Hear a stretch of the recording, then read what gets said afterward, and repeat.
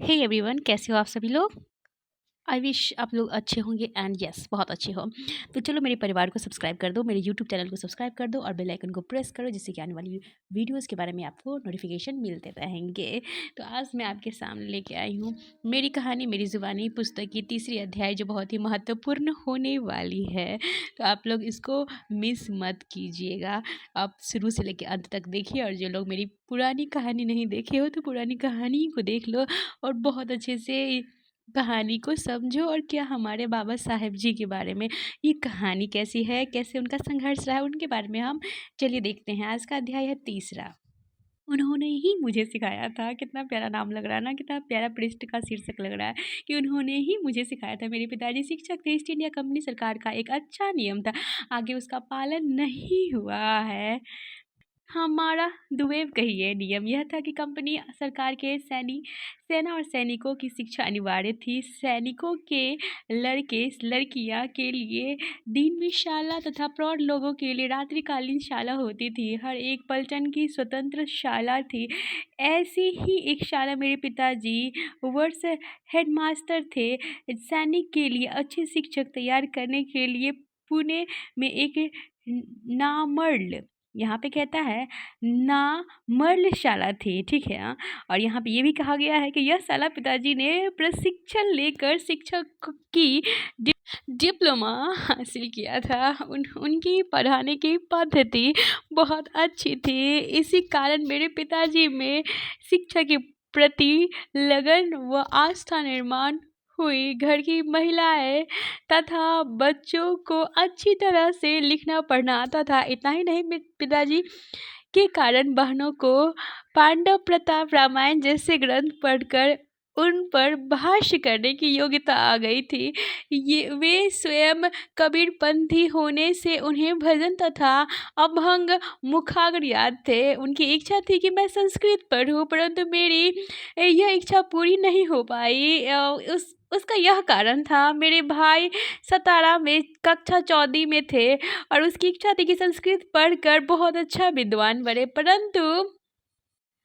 परंतु संस्कृत के शिक्षक ने अछूत विद्यार्थियों को संस्कृत पढ़ाने से इनकार कर दिया। शिक्षक के दुराग्रह के कारण भाई को विवश होकर पार्शियल भाषा लेनी पड़ी। यह शिक्षक कक्षा में हमारा तिरस्कार करता रहा, जिससे हमारा मन हतोत्साहित था। मैं जब कक्षा 4 में गया तब संस्कृत शिक्षक की कुत्सित भावना से मैं अच्छी तरह से परिचित था। परिणामतः मुझे पार्शियन भाषा लेनी पड़ी। मुझे संस्कृत भाषा का बहुत अभिमान था। वह भाषा मुझे अच्छी तरह से अवगत थी और यह मेरी आज भी इच्छा है, और आज भी मैं अपने मेहनत से संस्कृत पढ़ सकता हूँ, समझ सकता हूँ, परंतु उसमें प्रवीणता हासिल हो, मेरी यह हार्दिक इच्छा है। वह सुदिन कब आएगा। मैंने पर्शियन भाषा की अच्छी तरह से अध्ययन किया, पर फिर भी यह कबूल करने लगा हूँ कि संस्कृत साहित्य से पार्शियन साहित्य काफ़ी अच्छा है। मतलब फीका ही पड़ गया, सच कहे तो अच्छा नहीं कहेंगे, क्योंकि संस्कृत तो संस्कृत है और पार्शियन तो पार्शियन है। और यहाँ पे ये भी कहा गया है कि संस्कृत साहित्य में काव्य है, काव्य मीमांस है, अलंकार है, नाटक है, रामायण है, महाभारत है, जैसे महाकाव्य है, जिसमें दर्शन, गणित, तर्कशास्त्र, आधुनिक विद्या दृष्टि से संस्कृत साहित्य में सब कुछ है। परंतु वह स्थिति पार्शियन साहित्य में नहीं।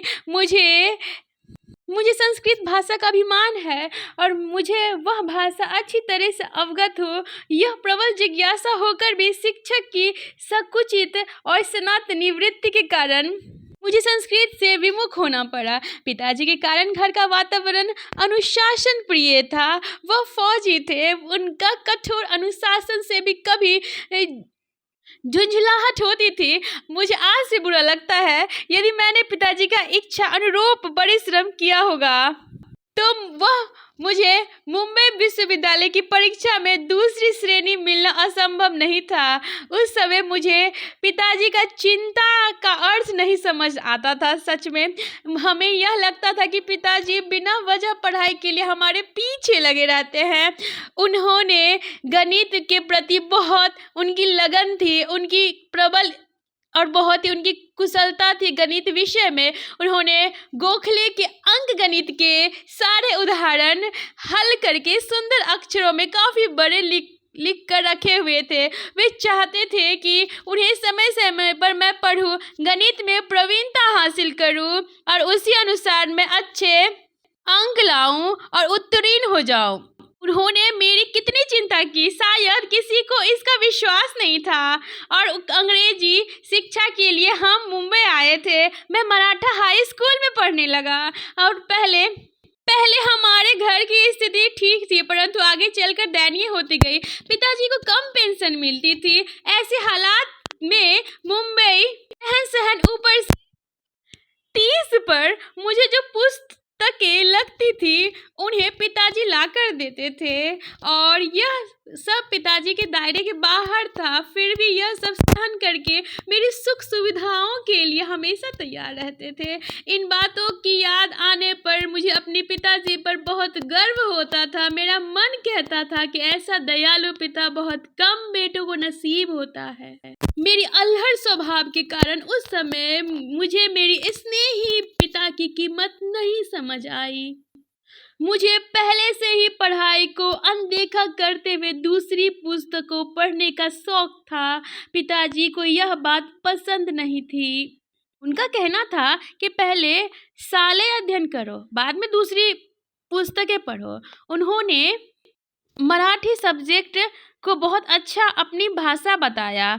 उन्होंने अंग्रेजी पढ़ने का हम लोग को प्रेरित किए क्योंकि उनका अंग्रेजी के प्रति बहुत रुझान था।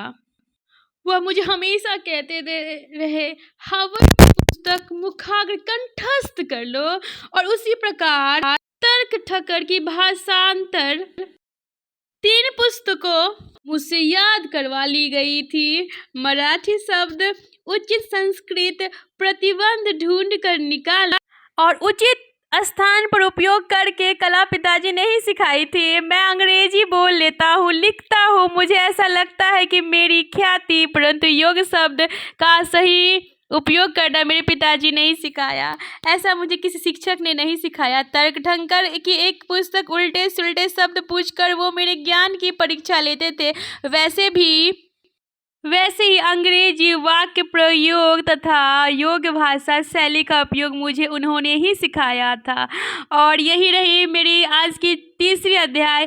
मैं उम्मीद करती हूँ आप सभी से कि मेरे परिवार को आप सपोर्ट करिएगा, सब्सक्राइब करिएगा, शेयर करिएगा और बहुत बहुत सा प्यार बरसाइएगा और अपना कीमती फीडबैक ज़रूर दीजिएगा। कि आपको बिल्कुल भी अंदाज़ा नहीं है कि आपका एक एक कमेंट हम पढ़ते हैं और उसका रिप्लाई भी देते हैं। तो शुक्रिया मेरे प्यारे दोस्तों, मेरे बाबा साहेब की ये तीसरी कहानी अध्याय सुनने के लिए। और ये कहानी है मेरे पुस्तक की मेरी कहानी मेरी ज़ुबानी। तो जो लोग पुराने इसका सीरीज़ पहली और दूसरी अध्याय नहीं सुने हो तो पिछले आप वीडियोस में जाके सुनिए और अपना कीमती और बहुमूल्य अपना फीडबैक ज़रूर देना। शुक्रिया सभी को, बाय बाय।